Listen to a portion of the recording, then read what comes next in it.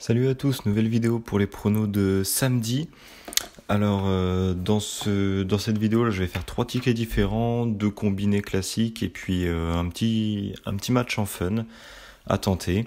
Je vous rappelle, vous pouvez toujours me suivre sur Snapchat. Là pour l'instant j'arrive un peu à faire des vidéos, mais quand j'ai pas le temps, je publie toujours 1 ou 2 petits pronos à jouer sur Snapchat en plus. Et si vous avez toujours pas de compte sur BetClick, je vous invite à le faire en prenant mon pseudo parrainage qui s'affiche en bas à gauche, ce qui vous permet d'avoir un premier pari de 110 € qui est remboursé s'il est perdant. Voilà, alors c'est parti, le premier prono. Alors on va voir Strasbourg contre Lyon, Strasbourg 17e et Lyon 2e. C'est l'avant-dernière journée de Ligue 1, il reste 2 matchs en comptant celui-là. Alors Lyon, là, il reste sur 8 victoires consécutives, ils veulent la 2e place et ils peuvent la valider dès ce match si Monaco fait un mauvais résultat contre Saint-Etienne. Ce qui est possible avec les nombreux blessés que Monaco ils ont. Mais bon, je préfère pas parier sur le match de Monaco, je me concentre juste sur celui de Lyon.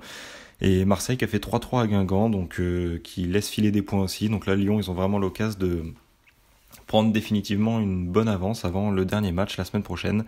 Et là, le nouveau schéma de Genesio qui fonctionne très très bien, là, le 4-4 de Losange avec 20 buts marqués en 6 matchs et 2 buts encaissés seulement. Ça marche extrêmement bien. Strasbourg, ils sont à 1 point de Toulouse, Toulouse qui est barragiste. Pour l'instant, Strasbourg sont sauvés, mais ils sont pas du tout sûrs de se maintenir. Il reste encore 2 matchs en comptant celui-là.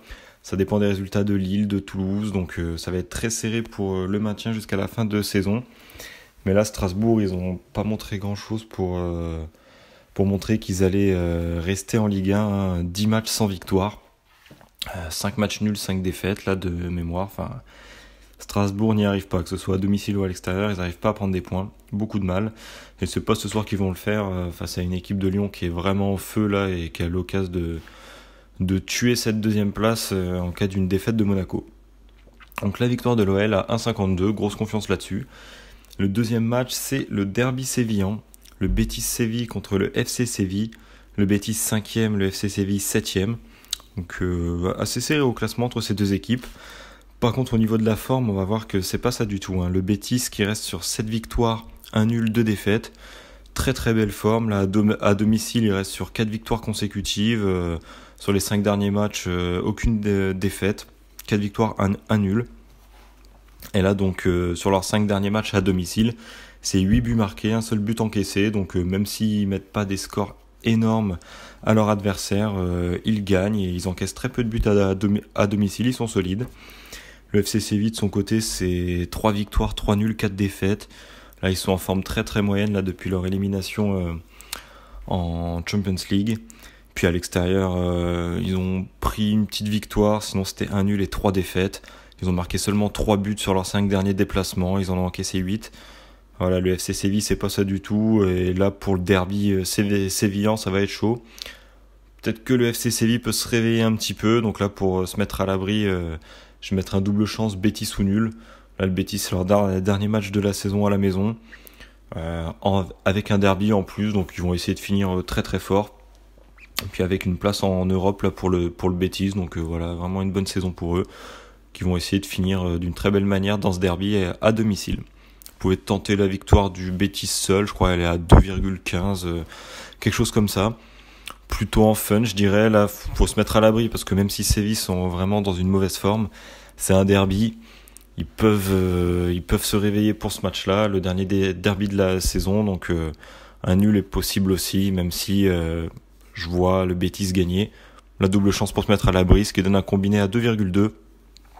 Bonne confiance sur celui-ci. Deuxième combiné, alors toujours en Espagne, la Real Sociedad 11e qui accueille Leganés 17e. La Real Sociedad, c'est 7 victoires, 3 défaites là, sur les 10 derniers matchs. Par contre, à domicile, plutôt une belle forme. Il reste sur 3 victoires consécutives avec 3-1, 3-0, 5-0. Donc ça marque des buts à domicile, ça fonctionne plutôt bien. Belle attaque. Les Leganés, ils sont déjà sauvés, ils sont 17e et ils ont plus de 10 points d'avance sur le 18e. Donc là, ils n'ont plus rien à jouer et puis de toute façon, ils sont sauvés, mais là, ils restent sur 7 défaites consécutives à l'extérieur. Ils prennent aucun point, voilà, ils engrangent quelques points à domicile par-ci par-là et à l'extérieur, ils se font rouler dessus depuis pas mal de semaines. Donc là c'est le dernier match à domicile pour la Real Sociedad, qui va essayer de bien finir et potentiellement qui peut finir en première partie de tableau sa saison. Voilà, il reste sur 3 victoires consécutives à domicile avec des gros scores à chaque fois. Ils vont sûrement le faire là encore une fois.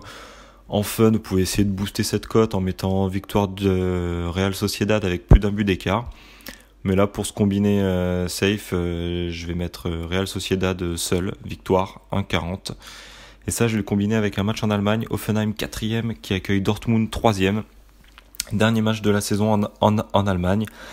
Il n'y a que 3 points d'écart entre ces deux équipes, mais 3 buts au goal average de différence. Ce qui fait que si Hoffenheim s'impose avec 2 buts d'écart, Hoffenheim finit la saison en étant 3e devant Dortmund. Hoffenheim, très belle forme. Il reste sur 6 victoires, 3 nuls, 1 défaite. La défaite, c'était le week-end dernier à l'extérieur à Stuttgart. Donc très belle forme en tout cas là depuis pas mal de semaines. À domicile, il reste sur 5 matchs sans défaite, 4 victoires, 1 nul. 4 victoires consécutives avec 14 buts marqués sur ces 4 matchs. Grosse attaque à domicile d'Hoffenheim. Et là, ils peuvent prendre la 3e place, comme je vous l'ai dit, en cas d'une victoire avec 2 buts d'écart contre Dortmund. Sachant que même au goal average particulier, Dortmund s'était imposé 2-1 à domicile contre Hoffenheim. Donc là, en cas d'une victoire, Hoffenheim se vengerait un petit peu du match aller. Dortmund, quant à eux, là, ils sont très très moyens ces dernières semaines. 4 victoires, 3 nuls, 3 défaites. À l'extérieur, le bilan est pas meilleur du tout, avec sur les 5 derniers matchs, 1 victoire seulement, 2 nuls et 2 défaites. Déjà qu'ils ont du mal à domicile, là ils ont réussi quand même à faire quelques petites victoires, mais à l'extérieur c'est assez catastrophique. Ils perdent beaucoup de points à l'extérieur. Et là, même si pour le dernier match, ils vont peut-être se battre pour tenir le match nul ou perdre avec un seul but d'écart, mais je vois pas du tout Dortmund aller s'imposer à Hoffenheim, là Hoffenheim est une équipe qui est ultra en forme et là qui va être ultra motivée pour prendre cette 3e place. Pour se mettre à l'abri, je préfère quand même mettre Hoffenheim ou nul.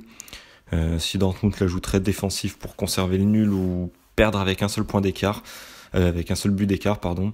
Donc voilà, la double chance qui fait un deuxième combi à 1,89. Un peu plus petit que celui d'avant, mais bon, la cote reste correcte. Après, pareil, vous pouvez toujours tenter un fun à côté avec victoire d'Hoffenheim sèche. La cote sera un peu plus élevée, vers les 2, il me semble, de mémoire. Donc voilà, ça peut se tenter. Par contre, pensez à miser vraiment plus faiblement si vous mettez en fun ces cotes. Et enfin, le fun, ça va être sur de la Ligue 1, donc PSG qui accueille Rennes. La cote du match nul est à 6. Très très belle cote. Et là, quand on voit le PSG sur ces derniers matchs, à part contre Monaco, ils leur ont mis une branlée monumentale, à 7-1. C'était le match du titre. Voilà, ils ont tout joué dessus. C'est le seul match où ils ont produit vraiment du beau jeu ces dernières semaines. À part ça, ils ont fait 3 nuls sur leurs 5 derniers matchs. Puis bon, les victoires qu'ils ont eu à côté, 1-0 contre Bordeaux un peu à l'arraché, 2-1 contre Nice, 2-1 contre Angers. Ouais, c'est des petites victoires prises un peu à l'arraché, il n'y a pas de réelle domination. Ils n'ont plus rien à jouer sur la fin de saison. Les joueurs, ils sont sur le terrain, ils s'en fichent complètement. Ils font des matchs un peu à l'arrache. Contre Saint-Étienne, ils s'en sortent le match nul de justesse grâce à un but contre leur camp de Saint-Étienne dans les arrêts de jeu. Sinon, ils auraient perdu. Donc voilà. Puis en face, on a une équipe de Rennes qui est 5e. Très très motivée. Juste derrière Rennes, il y a Saint-Étienne. Ils se battent pour la place en Europa League. Donc Rennes, ils vont être ultra motivés. Ils sont sur une très belle forme, Rennes. Donc voilà, c'est un fun qui se tente. Une cote à 6 sur ce match nul. Ouais, même si c'est le dernier match à domicile pour le PSG, les joueurs de Paris, c'est pas des joueurs qui ont vraiment une ferveur pour leur club et qui vont vouloir offrir un beau spectacle à leurs supporters sur la dernière journée. Là, on voit que ça fait quelques semaines qu'ils en ont rien à foutre. Ils sont déjà en vacances dans leur tête, donc voilà. Le match nul peut se tenter. Avec une équipe de Rennes là qui se bat pour l'Europe, donc voilà. Bah écoutez, ça sera tout pour samedi. J'ai regardé les matchs qu'il y a à faire pour dimanche et puis j'en ferai sûrement une vidéo demain ou aujourd'hui, ça dépend quand est-ce que vous regardez la vidéo, mais voilà, dans la nuit de samedi à dimanche, il y aura une autre vidéo. Et bonne soirée à tous, ciao.